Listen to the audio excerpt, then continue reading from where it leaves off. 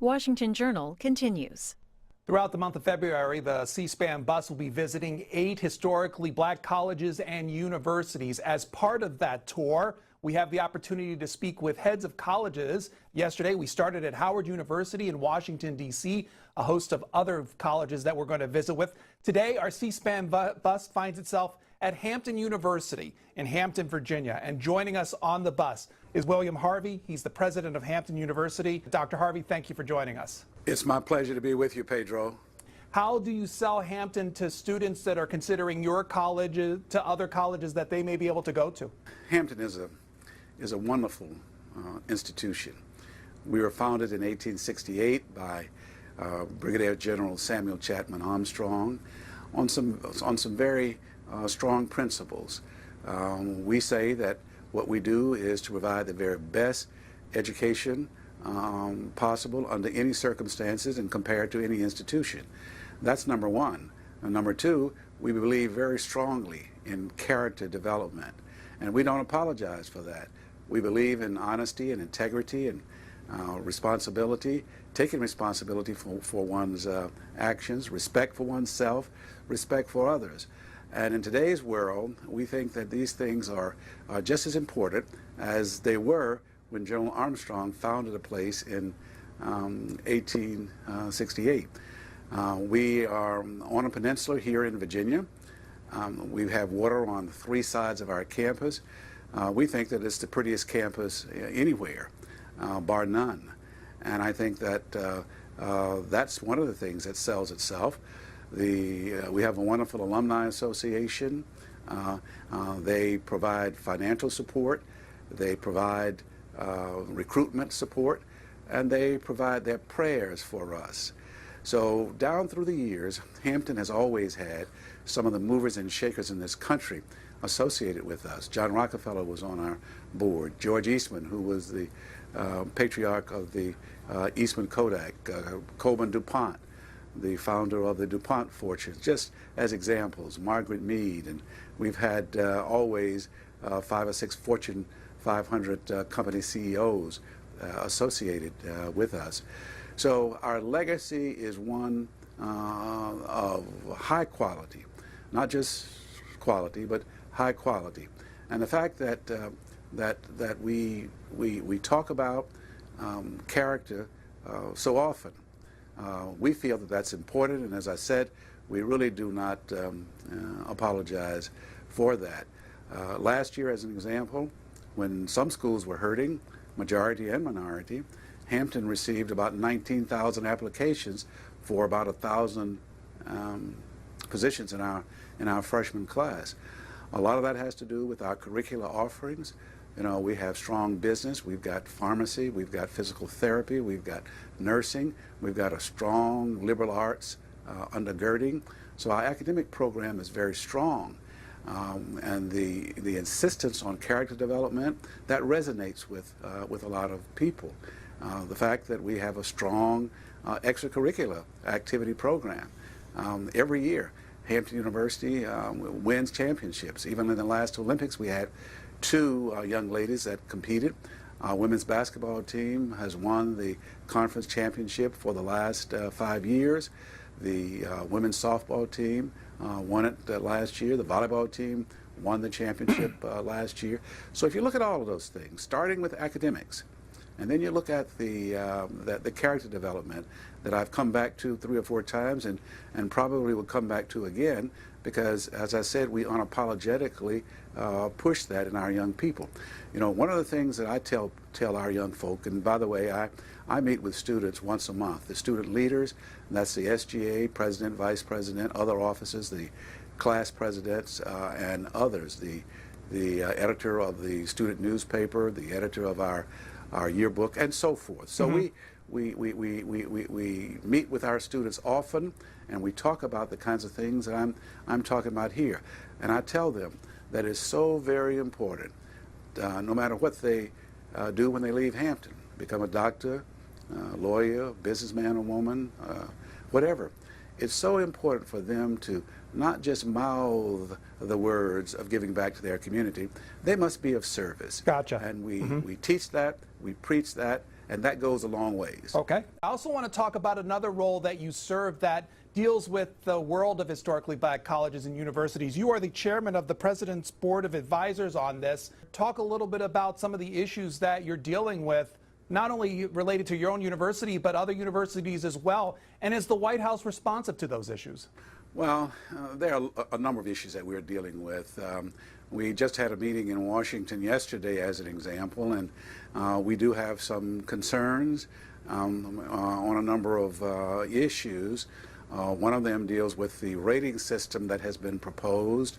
The good thing about that is that Secretary Duncan and Undersecretary Ted Mitchell, to me, are very transparent.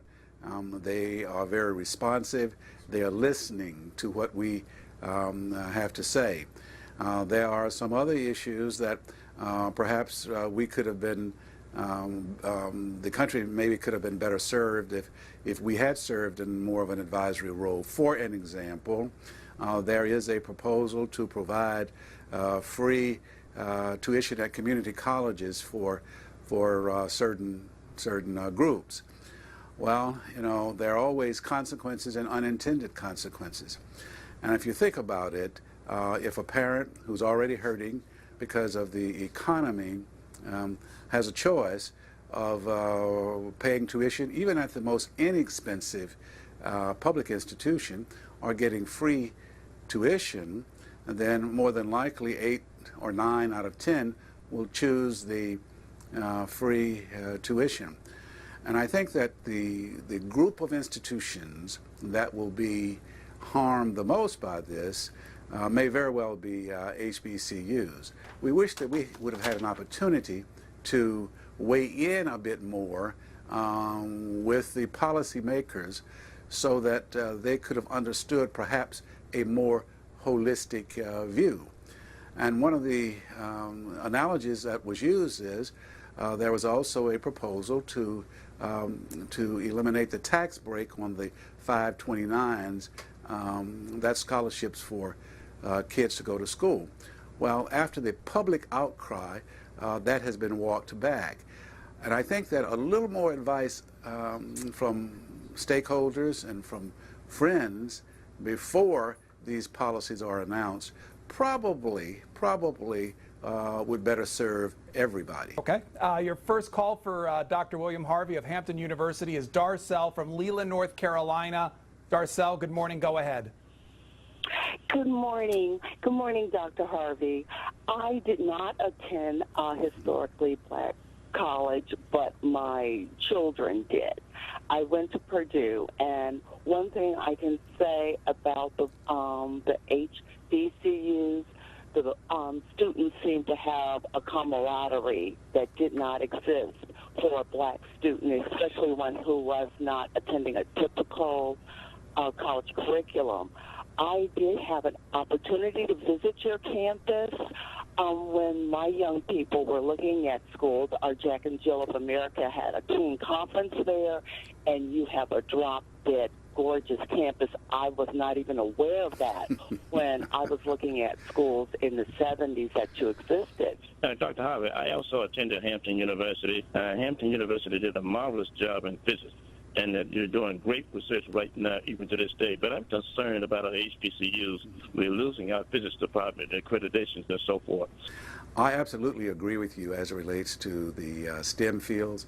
And we did have the first PhD program in physics. We got about 8 PhDs, about 24 master's degrees, and about 72 bachelor degrees. But as it relates to STEM, the fact is that we need to get more minorities into STEM. The fact also is, unfortunately, there was a National Science Foundation report just last month which indicated that support for STEM education from the federal government to HBCUs was down. And you know, it just makes no sense, because if you talk about the fact that that you want to get more folk in the STEM fields, you talk about the fact that you want to be able to get to be #1 again as it relates to baccalaureates in the world. We used to be, now we're not.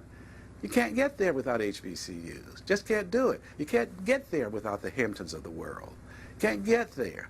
So I just wish that those policymakers could understand that. You know, you say one thing out of one side of your mouth, and then you do something else that that doesn't support the contention that you're making.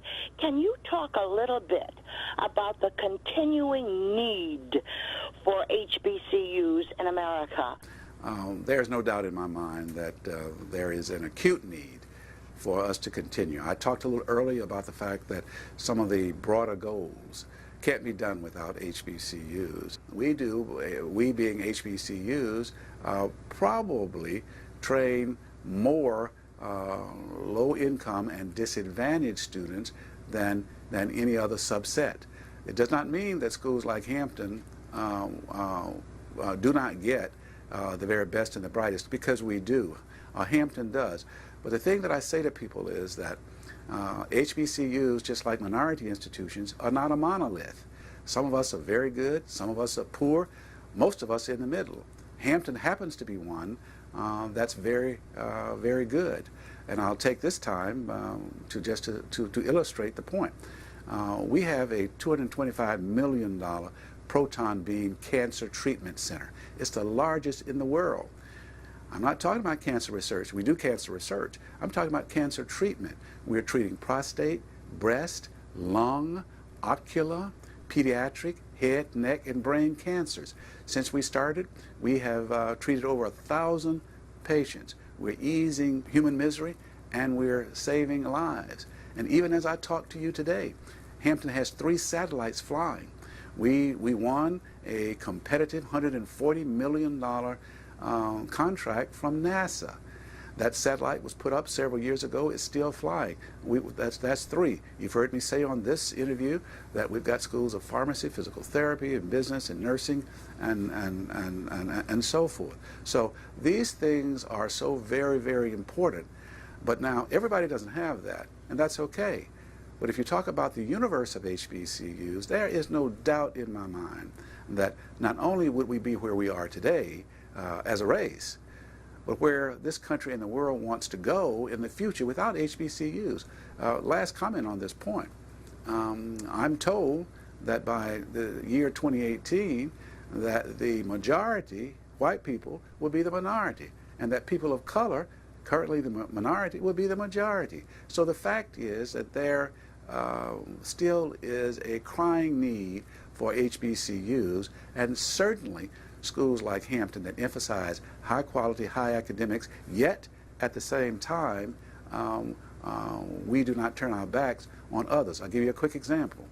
When I came here, one of the things that I instituted was that 20% of our freshman class will go to those students who do not meet normal admissions requirements. Now that means 80% is pretty competitive.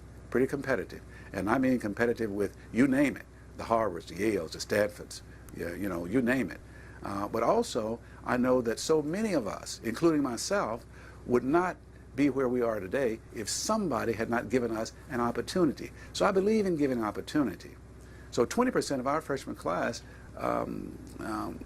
is reserved for those students who do not meet normal admissions requirements for a Hampton University. I'm very proud of that, just as I'm very proud of the 80%. Now, a quick follow-up on that. We chart these students, and I'll tell you what we find. Freshman year, the 80% is up here, and the 20% is down here. That gap starts to narrow sophomore year, junior year, senior year. You can't tell the difference. You can't tell the difference. You can't tell the difference in the academics. You can't tell the difference in their comportment. About the same percentage gets sent home for getting into trouble. The same percentage flunk out. So the fact is that what that says to me is that a great deal is environmental. And if you can come to a place like Hampton, where you can get tutorials, you can get the kind of nurturing, you can get yet still the high academics, that's something to strive for. Folk know what the expectations are, and it doesn't make any difference how you came in, it's how you leave. And Dr. Harvey, we're going to have to leave it there. Dr. William Harvey, the president of Hampton University, joining us on our C-SPAN bus. Dr. Harvey, Thank you for the time and talking with us this morning. Well, it's my pleasure, and I have enjoyed it. And I want to thank your listeners for calling in, and I think that every question was a great question, so I thank them as well.